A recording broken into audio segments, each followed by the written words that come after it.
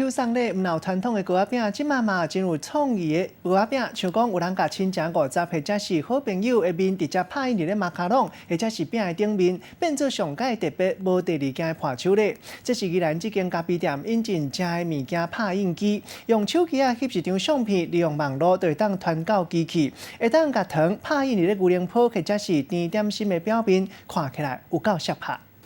你们笑一个。 计势敲好势了后，相片甲翕落去，透过手机的软体甲传去机器，安尼机器就随震动起来。看机器的喷头来回咧喷色，短短15秒内，粉红色的这个马卡龙顶头就随出现这个写实青真的人像。